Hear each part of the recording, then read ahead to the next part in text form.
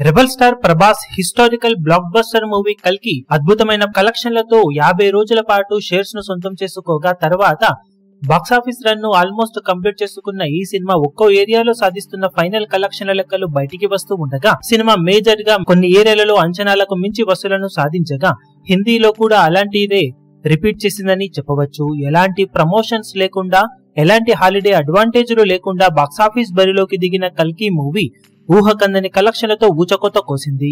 Release కి ముందు ఉన్న పరిస్థితులలో 100 కోట్లు వస్తే పెద్ద విషయం అనుకుంటున్న టైంలో అందరి అంచనాలను మించిపోయిన ఈ సినిమా టోటల్ రన్ లో 300 కోట్ల మార్కుకు దగ్గరగా వచ్చినా కానీ పండగ అడ్వాంటేజ్లు లేకపోవడంతో ఆ మైలురాయిని దాటలేకపోయింది.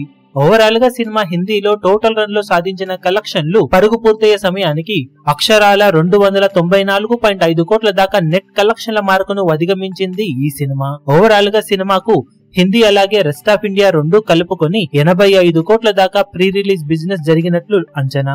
ఇక బాక్సాఫీస్ దగ్గర సినిమా టోటల్ రన్ లో హిందీ అలాగే రెస్ట్ ఆఫ్ ఇండియా కలుపుకొని 149.85 కోట్ల రేంజ్ దాకా షేర్ ను సొంతం చేసుకుని రన్ ను కంప్లీట్ చేసుకుంది. ఓవరాల్ గా బిజినెస్ మీద టోటల్ రన్ లో ఈ సినిమా 64.85 కోట్ల రేంజ్ ప్రాఫిట్ ను సొంతం చేసుకుని ఊహకందని ఊచకొత్త కోసింది.